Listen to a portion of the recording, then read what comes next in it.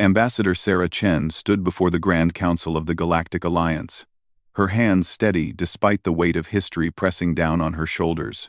The massive chamber buzzed with alien voices speaking in dozens of languages, all discussing humanity's shocking announcement.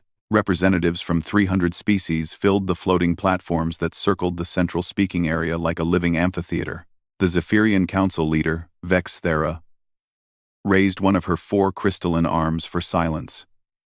Her voice echoed through the chamber's translation systems, converting her melodic tones into words every species could understand. Ambassador Chen, surely humanity cannot be serious about this proposal. Your species has been a valued member of the Alliance for 47 standard years. Why would you choose to leave now? Sarah straightened her shoulders and activated her personal translator. Honored Council Leader, humanity has made its decision. We formally withdraw from the Galactic Alliance. Effective immediately. Our fleets will be recalled from Alliance space within 30 standard days.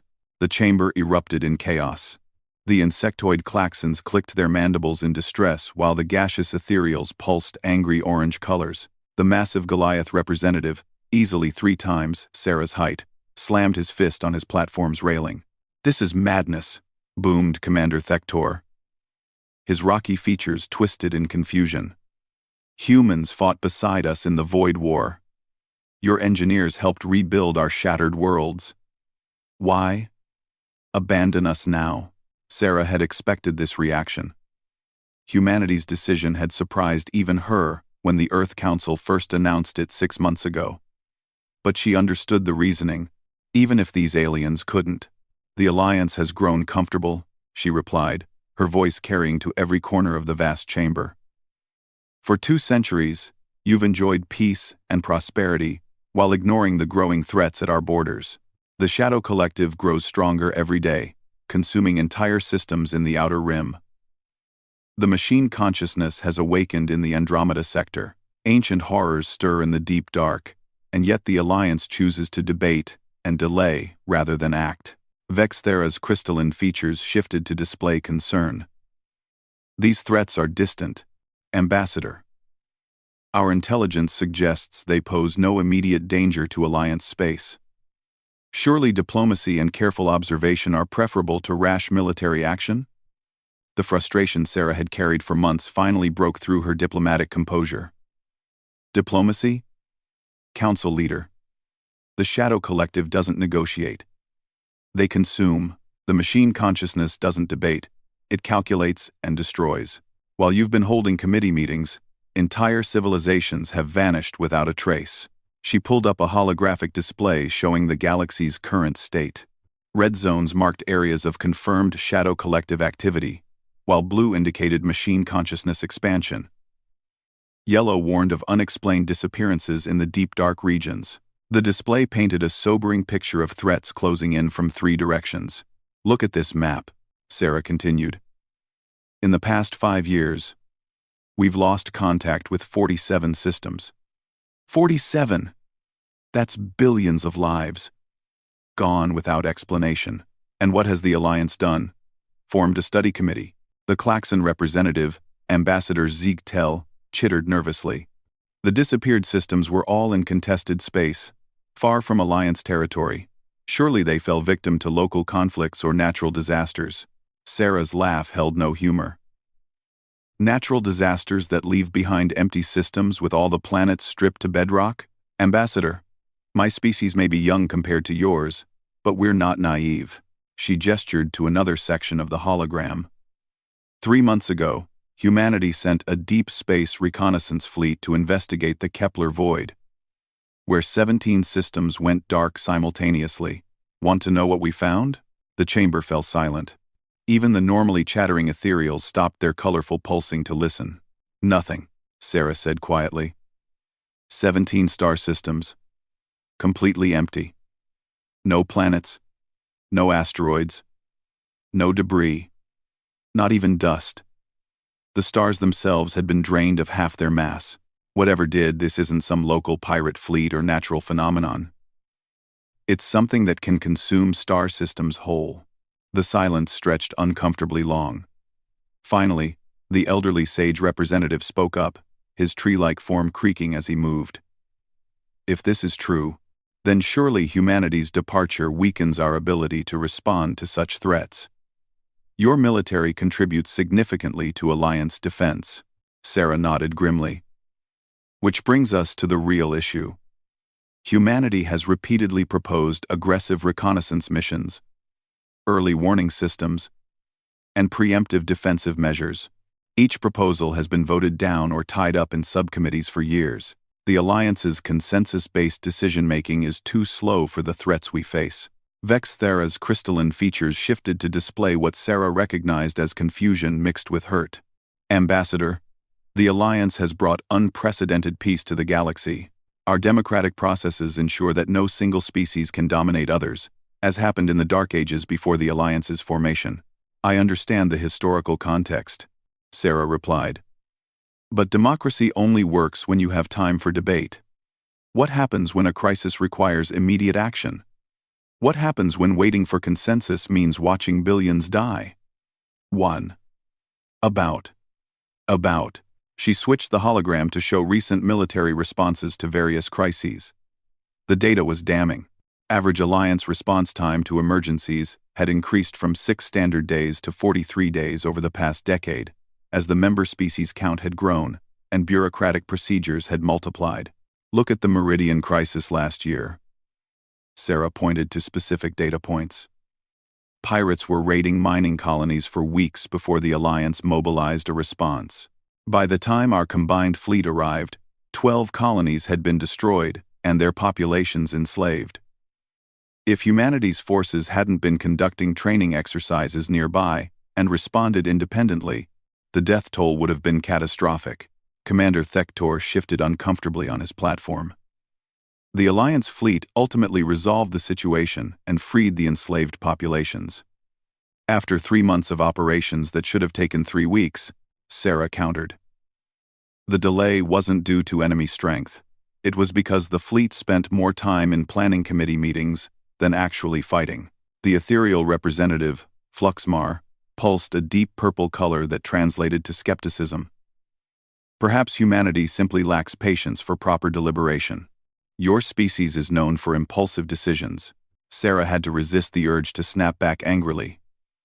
This was exactly the kind of condescending attitude that had driven humanity to its decision. Ambassador Fluxmar, when your homeworld was threatened by the cosmic storm 30 years ago, humanity didn't deliberate. Our scientists worked around the clock for 6 months to develop the deflector array that saved your people. We didn't form committees or debate cost-benefit analyses. We acted because lives were at stake. The ethereal's colors shifted to embarrassed yellow-green, but Sarah continued. The same goes for the Klaxon plague outbreak, the Goliath asteroid crisis, and dozens of other emergencies. Humanity has always been among the first to respond when Alliance members face disaster. But when we ask for support in addressing galactic-level threats, we're told to be patient. Vex Thara attempted to regain control of the discussion. Ambassador Chen, surely these disagreements can be resolved through negotiation. What would it take for humanity to reconsider this decision? Sarah had prepared for this question, though she hoped she wouldn't have to answer it. The Earth Council has made its position clear. We need an alliance capable of rapid response to existential threats. This would require significant changes to your command structure, decision-making processes, and military organization. She activated another hologram showing a proposed reorganization chart. Specifically, we need a war council with the authority to mobilize Alliance forces immediately in response to confirmed threats. No debate periods, no consensus requirements, no bureaucratic delays. When something like the Shadow Collective appears, the response must be swift and overwhelming. The chamber erupted again as representatives shouted objections in dozens of languages. Sarah waited for the noise to die down before continuing.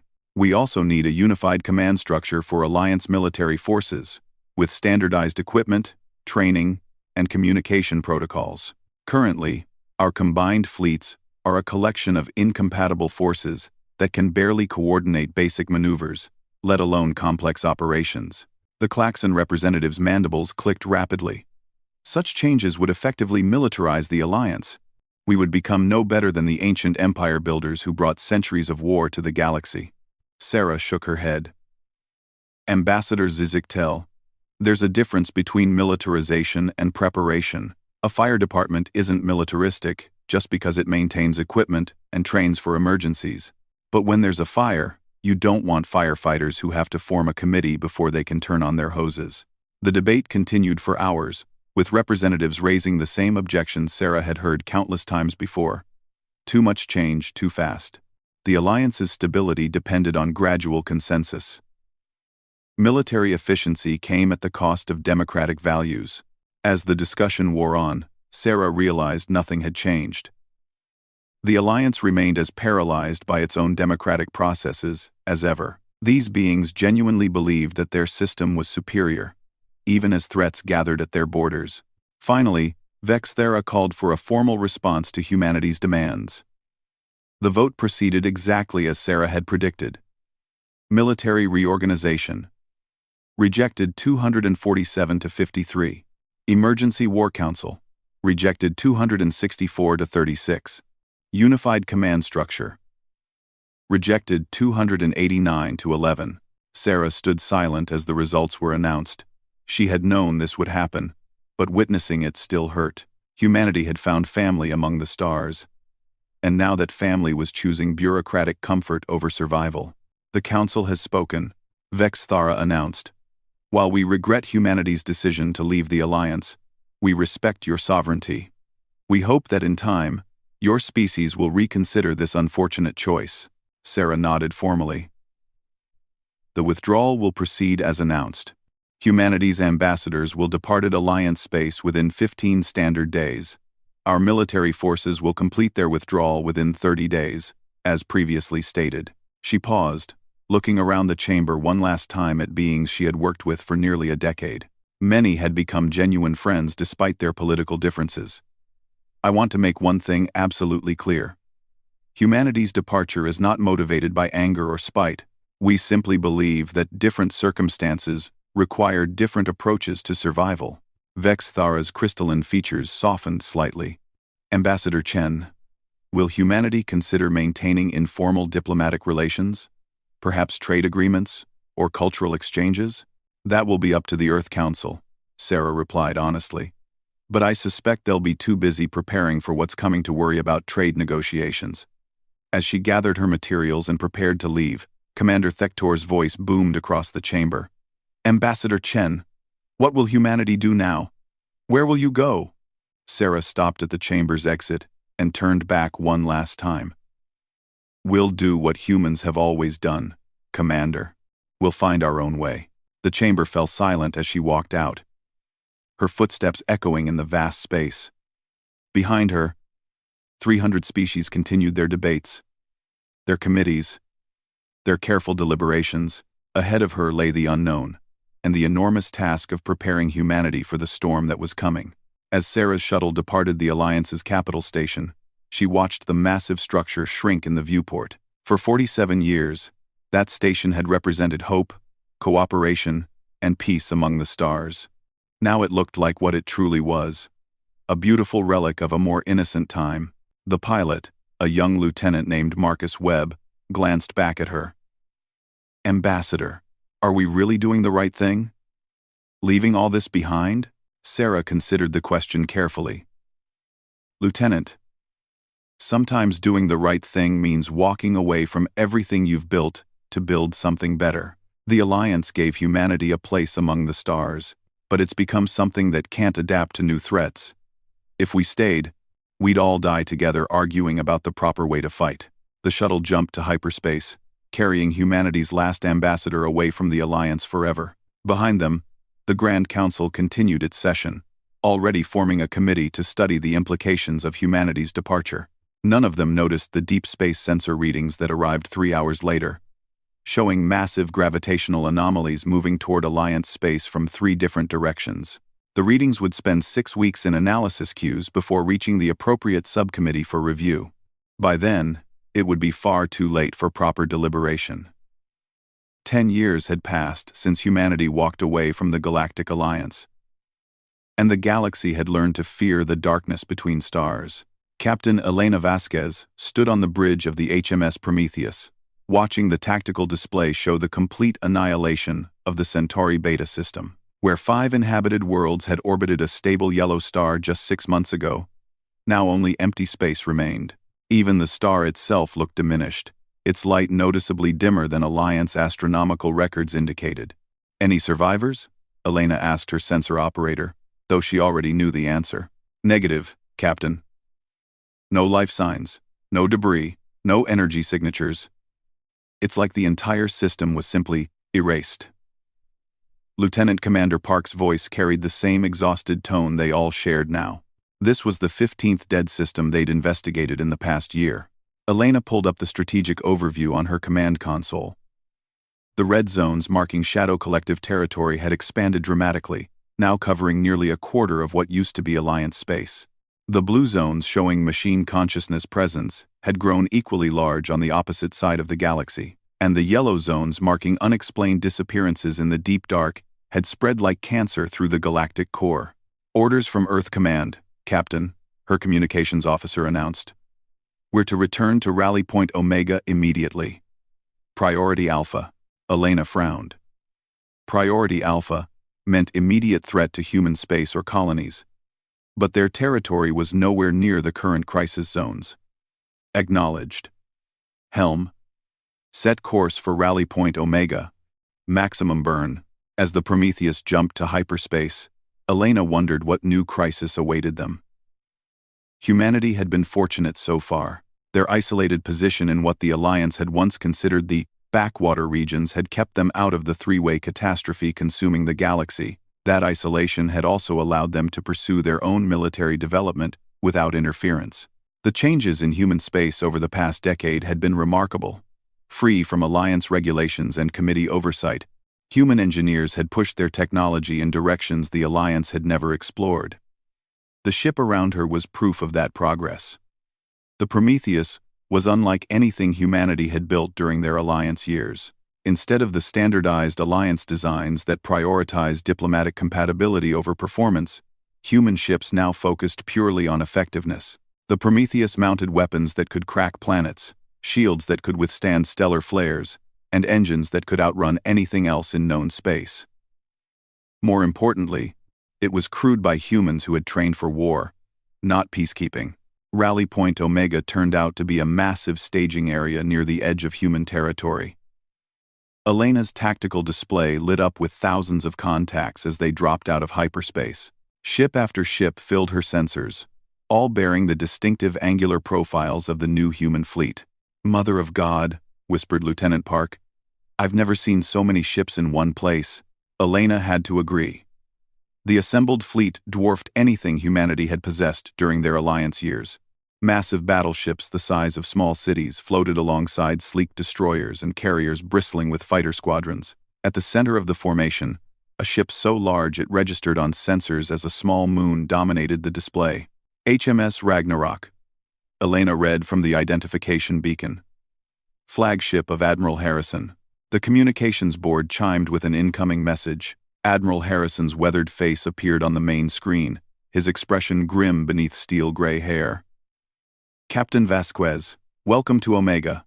Transfer command of the Prometheus to your XO, and report to the Ragnarok immediately. We have a situation." An hour later, Elena found herself in the Ragnarok's massive briefing amphitheater, surrounded by hundreds of ship captains and fleet commanders. The scale of the gathering was staggering. This represented the entire military might of humanity, assembled in secret over the past year. Admiral Harrison stood at the center of the amphitheater, his image projected to every seat. Behind him, a holographic display showed the current state of the galaxy, and the picture was terrifying. "Ladies and gentlemen," the Admiral began, his voice carrying clearly through the chamber's acoustics. "We've received a priority transmission from Alliance Space. The situation there has deteriorated beyond our worst projections." The galactic display shifted, showing the rapid expansion of threat zones over the past 6 months. The red Shadow Collective territories had consumed nearly half the former Alliance space. The blue machine consciousness had claimed another third. The yellow deep dark zones had spread throughout the galactic core. leaving vast, empty regions where entire civilizations had simply vanished. 3 weeks ago, the Shadow Collective reached Alliance core worlds, Harrison continued. The capital system fell in 6 hours. Total casualties are estimated at 40 billion sapient beings. A shocked silence filled the amphitheater. Elena felt her stomach clench. Many of the beings in that number had been friends during her Alliance years. The machine consciousness has been equally successful on their front. They've assimilated 18 Alliance member species completely, converting their populations into cybernetic drones. Current estimates suggest their military force now exceeds pre-war Alliance strength by a factor of 10. The display shifted again, showing ship movements and battle reports.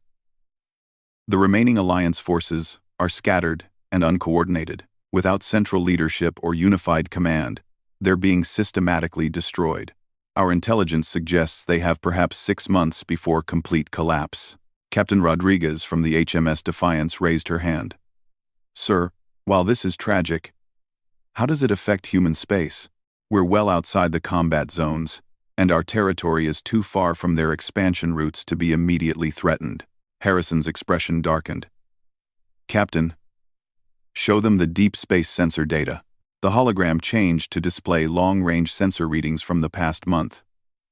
Elena felt her blood turn cold as she studied the information. Massive formations of ships were moving through deep space, approaching human territory from multiple directions.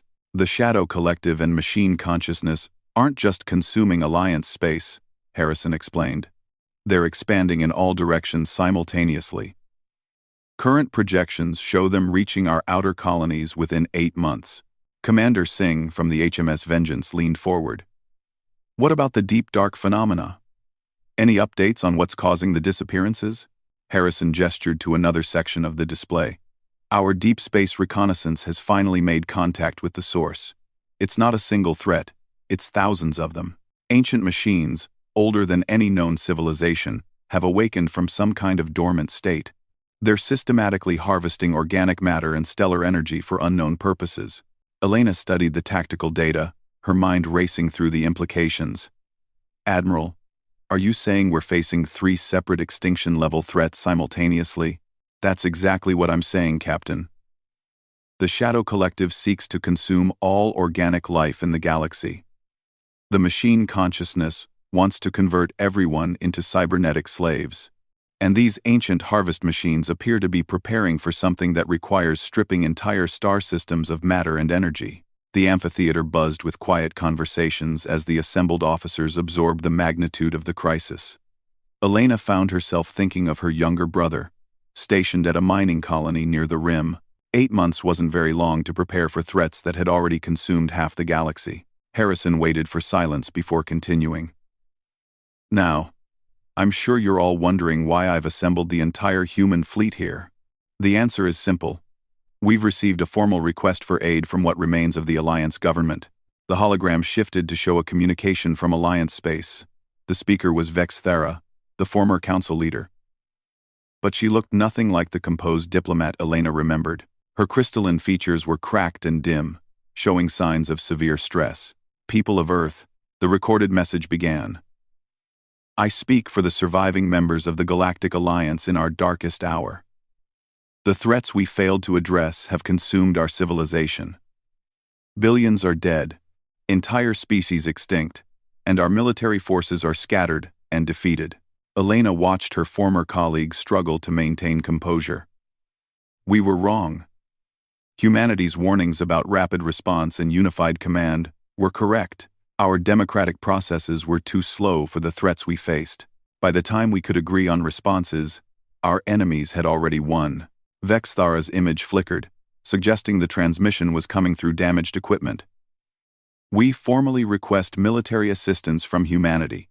We know we have no right to ask this after rejecting your proposals and accepting your departure. But if any hope remains for the surviving Alliance worlds, it lies with your forces. The message ended, leaving the amphitheater in complete silence. Elena felt a mix of emotions: anger at the Alliance for ignoring warnings, sadness for old friends now dead or enslaved, and fear for what lay ahead. Admiral Harrison stepped forward again. The Earth Council has debated this request for the past week. The decision was unanimous. We will respond. Captain Thompson from the HMS Retribution spoke up. Sir, with respect, why should we risk human lives for people who rejected our help when it could have made a difference? Harrison's expression was stern but understanding. Captain, it's not about what the Alliance did or didn't do. It's about survival. If these three threats finish consuming Alliance space, they'll turn to human territory next. Our choice isn't whether to fight, it's whether to fight alone against overwhelming odds, or fight alongside whatever allies we can find. Elena nodded slowly, understanding the strategic logic. What's the plan? Admiral, we're going to attempt something unprecedented in galactic history, Harrison replied. A three-front war against three different extinction-level threats. Our forces will be divided into three major fleets, each tasked with containing one of the threats while the other two are addressed. The hologram shifted to show the proposed fleet deployments. Task Force Alpha will engage the Shadow Collective using our new Nova-class battleships and plasma weaponry. Task Force Beta will face the machine consciousness with our electromagnetic pulse ships and quantum disruption weapons. Task Force Gamma will confront the harvest machines using our experimental antimatter arsenal. Elena studied the deployment charts, impressed despite herself. Human military planning had become extraordinarily sophisticated during their decade of independence. What about the surviving Alliance forces? They'll be integrated into our command structure under human leadership, Harrison explained. No committees. No consensus requirements. No bureaucratic delays. Pure military hierarchy with immediate response protocols. Commander Martinez, from the HMS Invincible, raised a concern. Sir, our intelligence on these threats is still limited. We're essentially going in blind against enemies that have already defeated a galactic alliance. No, Harrison nodded grimly. That's true, Commander. But we have advantages the Alliance didn't. Our ships are built for war, not diplomacy. Our crews are trained for combat, not peacekeeping. And most importantly, our command structure can adapt quickly to changing circumstances. Elena felt a surge of fierce pride in what humanity had become during their time alone. The Alliance had seen their independence as abandonment, but it had really been graduation. They had learned to stand on their own, to fight their own battles, to make hard decisions without endless debate. When do we deploy? She asked. Fleet departure begins in 6 hours, Harrison replied. We'll establish forward bases at the edge of Alliance territory and begin coordinated operations immediately. Ladies and gentlemen, we're about to attempt the largest military operation in galactic history. As the briefing concluded and captains began returning to their ships, Elena lingered in the amphitheater. The holographic galaxy display still showed the spreading zones of destruction. But now it also showed the planned human response. For the first time in months, she felt something like hope. Humanity had left the Alliance because it couldn't adapt to the threats facing the galaxy. Now they were returning, not as junior partners in a political organization, but as the galaxy's last hope for survival. The irony wasn't lost on her. As she walked back to the shuttle that would return her to the Prometheus, Elena passed observation lounges filled with human officers looking out at the assembled fleet. The ships stretched beyond the horizon, their hulls gleaming in the light of distant stars. Each vessel represented years of development, training, and preparation for exactly this moment. Tomorrow, they would jump into Alliance space and begin the most desperate battle in galactic history.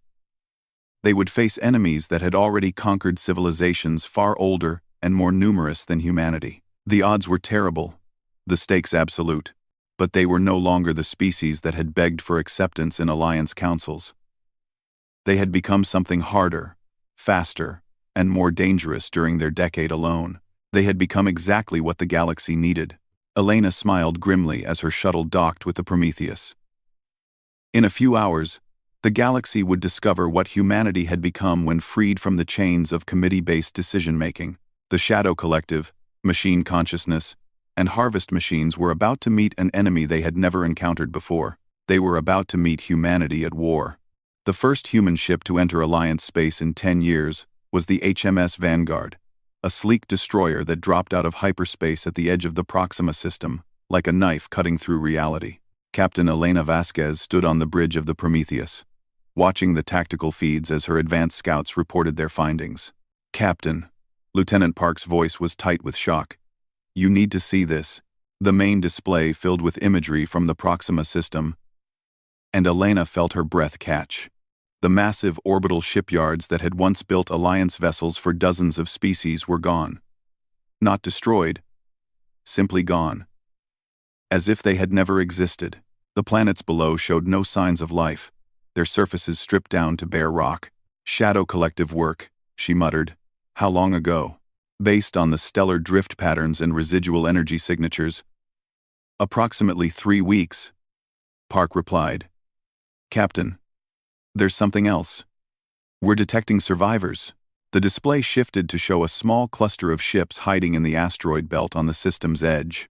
Elena's heart lifted slightly as she recognized the familiar profiles of Alliance vessels, battered and barely functional, but still intact. "Open a channel," she ordered. The communication came through, crackling with interference. A Klaxon officer appeared on screen, his mandibles clicking rapidly in what Elena recognized as extreme distress. "Unknown vessel. Please identify yourself. We have no resources to spare, and our weapons are still functional." Elena smiled grimly. "This is Captain Elena Vasquez of the Human Defense Force. We're here to help." The Klaxon's compound eyes widened in shock. "Human? But your species left the Alliance years ago. Why would you return now?" "Because the galaxy is dying, and we're the only ones who can stop it." Elena replied simply. "How many survivors do you have?" The next few hours were spent coordinating the rescue of 14,000 Alliance refugees scattered across 17 ships. As the human fleet continued to arrive from hyperspace, Elena watched the reactions of the alien survivors with interest. Fear gave way to amazement as ship after ship materialized, each one larger and more advanced than anything they had seen before. Admiral Harrison's voice crackled through the communication system as the Ragnarok arrived with the main fleet. "All ships, this is command. Begin Phase 1 operations immediately. Show them what we've learned." Elena grinned as she watched the tactical display update with fleet movements. The human armada moved with a precision and coordination that would have been impossible under Alliance command structures. No debates, no committee decisions, just swift and decisive action. Task Force Alpha, commanded by Admiral Chen aboard the HMS Retribution, jumped toward the Shadow Collective front lines. Their ships were specifically designed to counter the energy-draining abilities that made the Collective so dangerous. Where Alliance vessels had been consumed by the shadowy entities, human ships were shielded by quantum barriers that prevented energy transfer. Task Force Beta, under Admiral Martinez on the HMS Defiance, headed for machine consciousness territory. Their vessels carried electromagnetic pulse weapons capable of disabling cybernetic implants at range, plus quantum disruption fields that could break the wireless connections binding the collective consciousness. Task Force Gamma, led by Admiral Thompson aboard the HMS Invincible, moved toward the deep dark regions where the ancient harvest machines operated. These ships mounted antimatter weapons powerful enough to crack moons, designed specifically to destroy the crystalline structures the machines used to process stellar material. Elena's own group, Task Force Omega, remained behind to coordinate with surviving Alliance forces and establish forward command bases. As the other fleets departed, she found herself surrounded by refugee ships, whose crews were struggling to comprehend what they had witnessed. Vexthara's damaged cruiser limped alongside the Prometheus, and Elena authorized an emergency docking. The former council leader looked even worse in person than she had in the recorded message. Her crystalline features were cracked and dim, and she moved with the painful slowness of severe exhaustion. "Ambassador Chen," Vexthara said as she entered Elena's ready room, using Elena's old diplomatic rank. "I hardly know what to say. We drove your people away, and now you return to save us." Elena gestured for her to sit, noting how the proud being who had once commanded a galactic government now seemed fragile and broken. "We didn't come back to save the Alliance," she said quietly. "We came back to save the galaxy." "There's a difference." Vexthara's features shifted to show confusion. "I don't understand." The Alliance is gone, Elena explained, bringing up a holographic display of the current situation.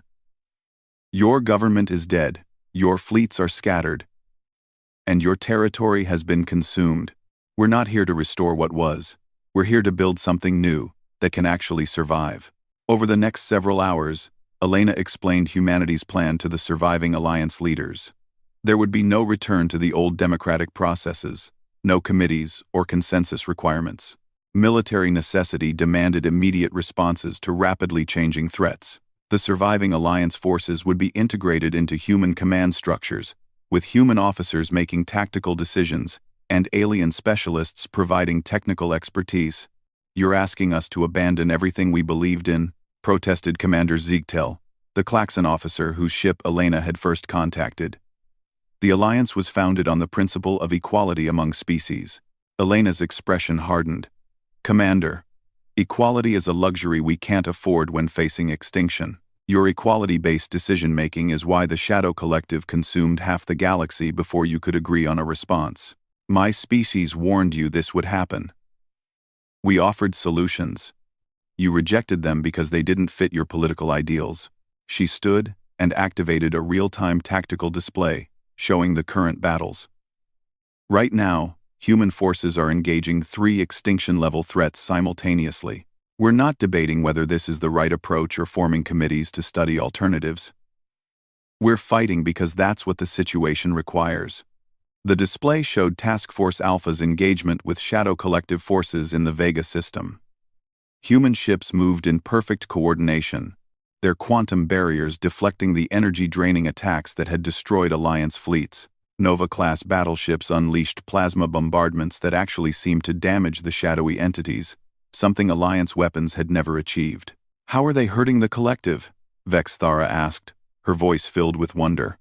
Our best weapons barely slowed them down. Plasma superheated to stellar core temperatures, Elena explained. The shadow entities feed on energy, but they can't process more than their absorption capacity. Overload them with enough energy fast enough, and they destabilize. Another section of the display showed Task Force Beta's operations against machine consciousness fleets. Human ships darted between massive cybernetic dreadnoughts, launching electromagnetic pulse torpedoes that left entire enemy squadrons dead in space. When the machines tried to adapt by hardening their systems against EMP, the humans switched to quantum disruption fields that broke the wireless networks holding their collective consciousness together. Brilliant, whispered Commander Thector, the Goliath officer whose people had been among the first to fall to the machines. You're not just fighting their ships. You're attacking the connections that make them collective intelligences. Elena nodded. Individual machine units are actually quite limited. It's their ability to share processing power that makes them dangerous. Break those connections, and they become much easier targets. The most impressive footage came from Task Force Gamma's assault on a harvest machine operation. The ancient constructs had been systematically disassembling a gas giant, using the raw matter to build more of their crystalline processing structures. Human antimatter weapons struck the crystalline arrays with precisely calculated force, causing cascade failures that destroyed months of construction in minutes. The harvest machines operate on principles we still don't fully understand, Elena admitted. But we've learned that their crystalline structures have specific resonance frequencies. Hit them at the right frequency with enough energy, and they shatter like glass. As the tactical reports continued to arrive, Elena watched the expressions of the surviving Alliance leaders change from despair to amazement to something approaching hope. For the first time in months, their enemies were not only being fought effectively, but actually being defeated. Commander Ziziktel's mandibles clicked thoughtfully. Captain Vasquez, your forces are achieving victories that our entire alliance could never manage, but you're asking us to abandon our fundamental principles to join this effort. Elena turned to face the assembled officers. I'm not asking you to abandon your principles permanently. I'm asking you to set them aside temporarily so we can all survive long enough to rebuild something better. She activated another display showing the strategic overview. Look at the mathematics. At current casualty rates, the Shadow Collective will consume all remaining Alliance territory in 4 months. The machine consciousness will finish assimilating the rim worlds in 6 months. The harvest machines will strip every system in the galactic core within a year. The numbers were stark and undeniable. Your democratic processes take an average of 43 days to make major decisions. We don't have 43 days. We have hours. Vexthara's crystalline features shifted to display deep sadness. So, we must choose between our values and our survival? No, Elena replied firmly. You must choose between your outdated procedures and your fundamental values. Democracy isn't about committees and consensus. It's about people having a voice in their governance. But first, those people need to survive. She gestured to the tactical display, showing human fleets engaging the galaxy's destroyers. Every human ship out there is crewed by volunteers who chose to risk their lives for people who rejected their help. That's democracy in action. Individuals making free choices about what they believe is right. Admiral Harrison's image appeared on the communication screen, his face streaked with exhaustion but eyes bright with success. Task Force Alpha has secured the Vega system. Shadow Collective forces are in full retreat. Casualty reports are minimal. We lost 3 ships and approximately 200 personnel. Elena felt a surge of pride. The Alliance had lost entire fleets trying to hold individual systems. Human forces had not only held Vega but driven off the attackers with minimal losses. Task Force Beta has eliminated machine consciousness presence in the Centauri sector, Harrison continued.